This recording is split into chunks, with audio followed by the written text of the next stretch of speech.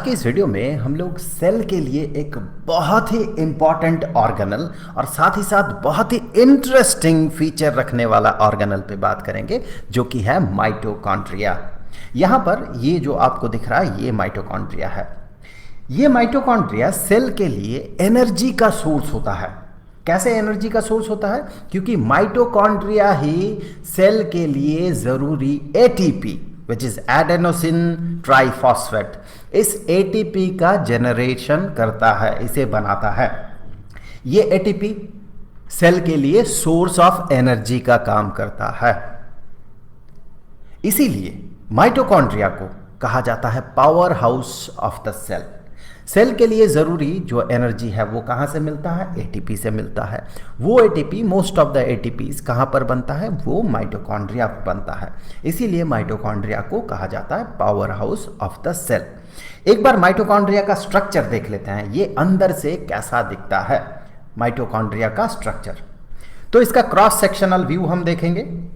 यहाँ पर ये माइटोकॉन्ड्रिया देखे दो मेम्ब्रेन से बना हुआ है। एक तो आउटर मेम्ब्रेन, ये आउटर मेम्ब्रेन इसका, और यहाँ पर देखे ये है उसका इनर मेम्ब्रेन। सो डबल मेम्ब्रेन बाउंड ऑर्गेनल है माइटोकॉन्ड्रिया। इन दो मेम्ब्रेन्स के बीच ये वाला जो स्पेस है, ये वाला जो स्पेस है दो मेम्ब्रेन्स के बीच, इस स्पेस को कहा जाता है आउटर चेंबर। और इनर मेम्ब्रेन के अंदर का जो स्पेस है उस स्पेस को कहा जाता है इनर चेंबर। अब ये जो इनर चेंबर है, इस इनर चेंबर में भरा हुआ होता है माइटोकॉन्ड्रियल मैट्रिक्स। ये एक तरह का फ्लूइड है। सो माइटोकॉन्ड्रियल मैट्रिक्स यहां पर भरा हुआ होता है। और देखिए ये जो इनर मेम्ब्रेन है इसमें बहुत ज्यादा फोल्डिंग्स है। सो यहां पर ये जो फोल्डिंग्स है इन्हें क्रिस्टी कहा जाता है। और आप देखें यहां पर इसके आउटर मेम्ब्रेन में देखें पोर्स है, छेद है। सो इन होल्स को कहा जाता है माइटोकॉन्ड्रियल पोर। इन शॉर्ट हम लोग पोर कहेंगे। अब आता है माइटोकॉन्ड्रिया का बहुत ही इंटरेस्टिंग फीचर कि माइटोकॉन्ड्रिया बहुत कम सेल ऑर्गेनल्स में से है जिसके पास अपना डीएनए होता है। तो माइटोकॉन्ड्रिया में होता है अपना डीएनए, जिसे कि माइटोकॉन्ड्रियल डीएनए कहा जाता है। इसकी खास बात यह है कि ये ओपन डीएनए नहीं है, ओपन एंड डीएनए नहीं है, बल्कि ये क्लोज्ड डीएनए है। देखिए इसका कोई ओपन एंड नहीं है, खुला हुआ कोई एंड नहीं है कि जैसे धागा में होता है, ऐसा धागा में दो एंड होता है, यहाँ एक एंड यहाँ एक एंड। लेकिन अगर कोई माला को देखें आप तो उसमें कोई ओपन एंड नहीं होता है, ये सर्कुलर होता है। तो उसी तरह से ये डीएनए जो है, इस डीएनए को सर्कुलर डीएनए कहा जाता है। और सर्कुलर डीएनए बैक्टीरिया में दिखता है। सर्कुलर डीएनए बैक्टीरिया में दिखता है। इसीलिए लिन मर्गुलिस ने एक थ्योरी दिया था कि कभी हो सकता है कोई बैक्टीरिया एक दूसरे बैक्टीरिया को खा गया होगा और वो दोनों सिम्बायोसिस में आ गया होगा और फिर जाके यूकैरियोटिक सेल्स की शुरुआत हुई होगी। ये माइटोकॉन्ड्रिया वो खाए जाने वाला बैक्टीरिया है जिसको दूसरे बैक्टीरिया ने निगल लिया था। इसीलिए इसके पास बैक्टीरिया का बहुत सारा फीचर दिखता है। देखिए एक वीडियो में जहां पर हमने कैसे प्रोकैरियोटिक सेल से यूकैरियोटिक सेल का एवोल्यूशन हुआ, उस वीडियो पे हमने इस पे और भी काफ़ी डिटेल्स में बात किया था। तो जब समय मिले आप उस वीडियो को ज़रूर से देख लीजिएगा। डिस्क्रिप्शन में सारे रिलेटेड वीडियोज़ का लिंक रहेगा। तो माइटोकॉन्ड्रिया का इंटरेस्टिंग फीचर कि इसके पास अपना डीएनए होता है जो कि बैक्टीरिया की तरह सर्कुलर डीएनए होता है। और साथ ही साथ माइटोकॉन्ड्रिया में होता है अपना राइबोसोम। और ये राइबोसोम क्या बनाता है? राइबोसोम प्रोटीन बनाता है। तो देखिए माइटोकॉन्ड्रिया में अपना राइबोसोम है, ये प्रोटीन बनाता है। तो हम कह सकते हैं जो माइटोकॉन्ड्रिया है इसके लिए, खुद के लिए ज़रूरी जो प्रोटीन है ये खुद ही बना सकता है। मोस्ट ऑफ द प्रोटीन्स, सारे नहीं, मोस्ट ऑफ द प्रोटीन्स। कुछ कुछ के लिए, कुछ कुछ प्रोटीन के लिए इसे सेल के न्यूक्लियस पे डिपेंडेंट होना पड़ता है। लेकिन मोस्ट ऑफ द प्रोटीन्स या बहुत सारा प्रोटीन्स आप कह सकते हैं राइबोसोम, जो माइटोकॉन्ड्रियल राइबोसोम है वो बना देता है, जिससे इसका काम चलता है।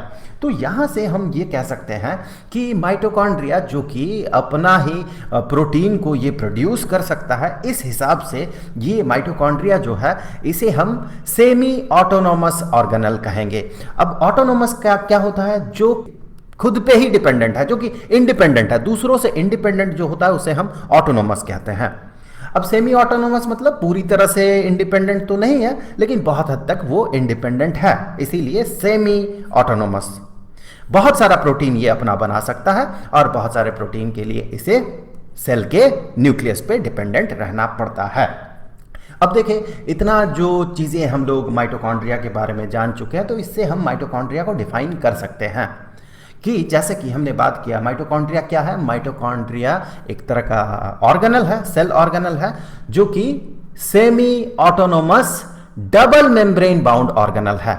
मैं यहां पर अंडरलाइन कर देता हूं, माइटोकॉन्ड्रिया क्या है, एक सेमी ऑटोनोमस ऑर्गेनल है और साथ ही साथ डबल मेम्ब्रेन बाउंड ऑर्गेनल है। इसमें दो मेम्ब्रेन होता है, आउटर मेम्ब्रेन और इनर मेम्ब्रेन, इसीलिए double membrane bound organelle which generates most of the cell's supply of ATP। ATP जिसका फुल फॉर्म है एडेनोसिन ट्राइफॉस्फेट, और यही ATP जो है ये एनर्जी जनरेट करता है सेल के लिए। अब देखिए, माइटोकॉन्ड्रिया क्या हर तरह के सेल में मिलता है? नहीं, हर तरह के सेल में नहीं मिलता है। कुछ कुछ सेल्स में माइटोकॉन्ड्रिया ज्यादा होता है और कुछ कुछ सेल्स में माइटोकॉन्ड्रिया कम होता है। इवन कुछ सेल्स ऐसे हैं जिसमें माइटोकॉन्ड्रिया एब्सेंट होता है।